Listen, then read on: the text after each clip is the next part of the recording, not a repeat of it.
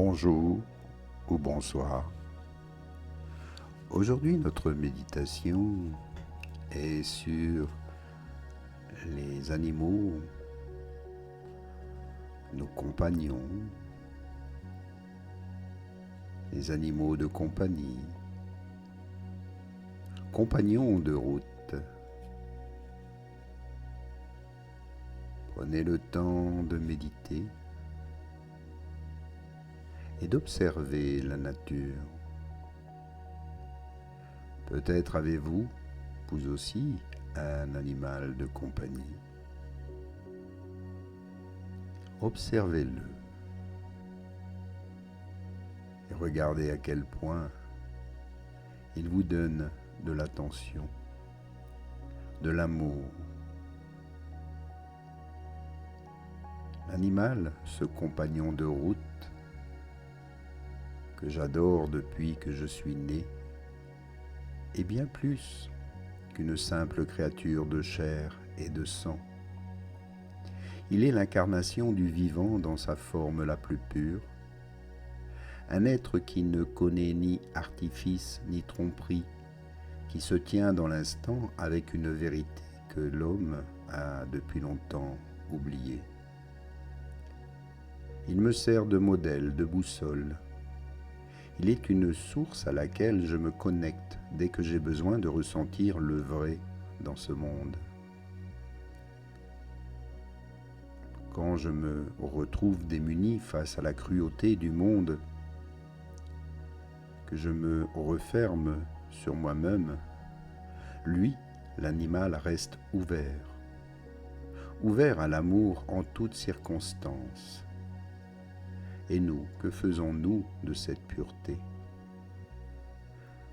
On l'exploite, on l'asservit, on en fait un objet, une ressource, quelque chose à manipuler, à posséder, à réduire à une simple fonction, soit dans nos laboratoires, nos cirques, dans les zoos, les abattoirs. On le prive de sa liberté.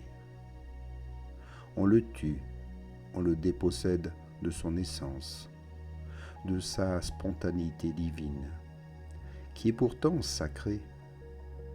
L'animal est le miroir d'une innocence que nous avons perdue. Il devient l'esclave silencieux de notre quête de contrôle, de domination et de profit. Nous les traitons comme des marchandises, des outils, des biens qui doivent nous servir à notre convenance.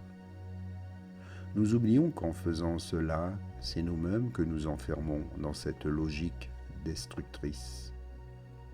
Nous oublions que chaque battement de cœur résonne avec celui du vivant, avec cette énergie primordiale qui circule entre tous les êtres. Nous oublions que chaque regard animal est une invitation à se reconnecter à la vie, avec ce qui est pur, brut et essentiel. L'animal, lui, vit dans l'instant. Il ne triche pas avec le temps, ne cherche pas à projeter, à calculer ou à manipuler. Il est simplement là, en lien direct avec la vie qui l'anime. Il respire, il sent, il réagit avec une spontanéité qui n'est autre que l'expression du divin. L'animal n'a pas besoin de masque, de statut, de reconnaissance. Il est tout simplement ce qu'il est. Il est un pont vers quelque chose de plus grand dans cette part d'éternité.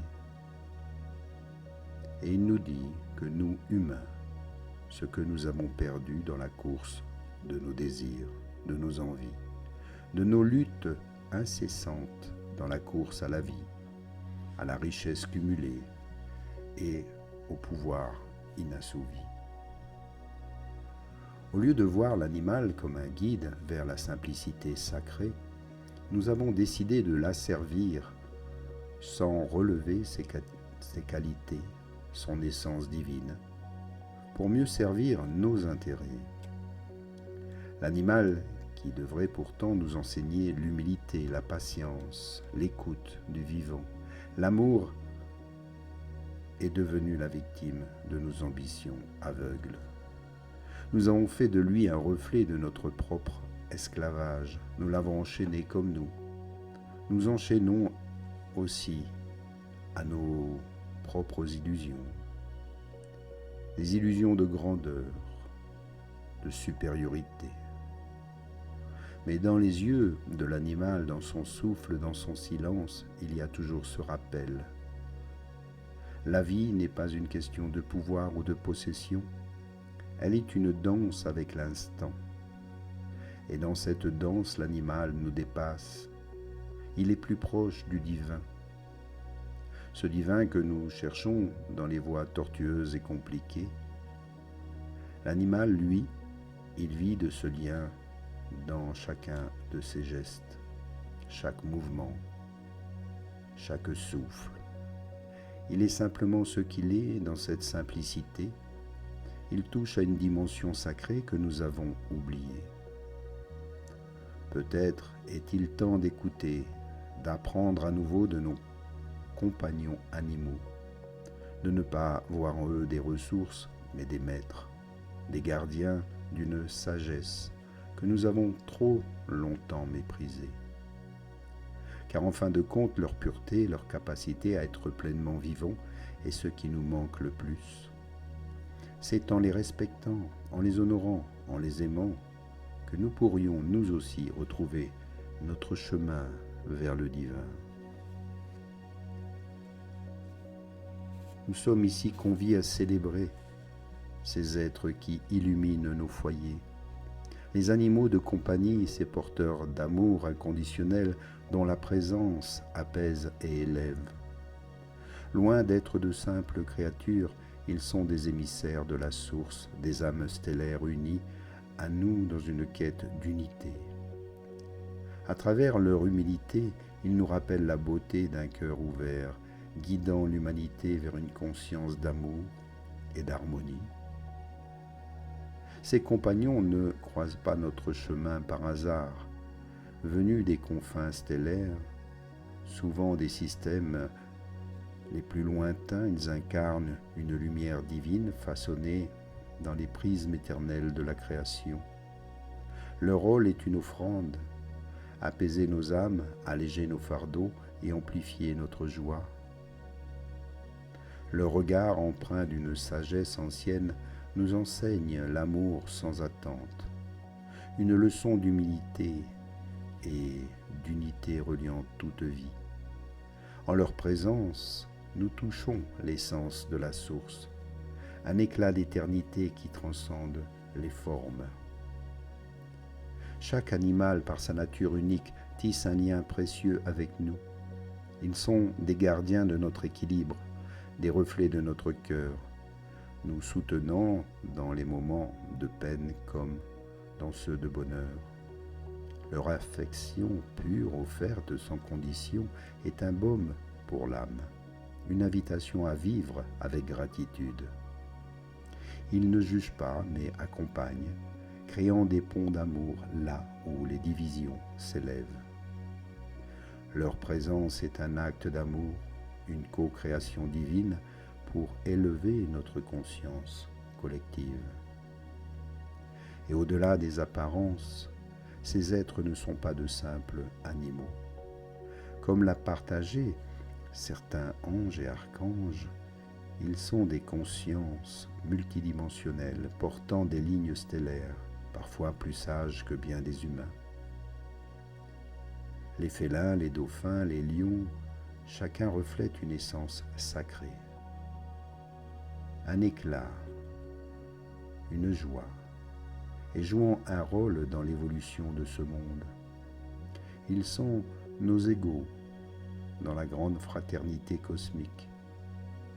Unis à nous par l'amour de la source, chacun honorant un contrat d'âme unique. Et en ces temps d'ascension, toute vie mérite d'être respectée. Toute vie humaine, animale, végétale, minérale est appelée à retourner à sa source divine. Et nos compagnons retrouveront eux aussi leur monde d'origine, rejoignant la création stellaire dans les multivers, car la vie s'exprime en une infinité de formes et de fréquences, dans de multiples dimensions. C'est pourquoi se relier à son âme est importante pour ne pas se perdre. Prenez-en conscience. Chaque âme, animale ou humaine, brille dans son éclat éternel. Alors moi ici aussi je vous remercie. Remerciez nos compagnons, les animaux, et sachez les respecter. Namasté. À bientôt pour une prochaine méditation.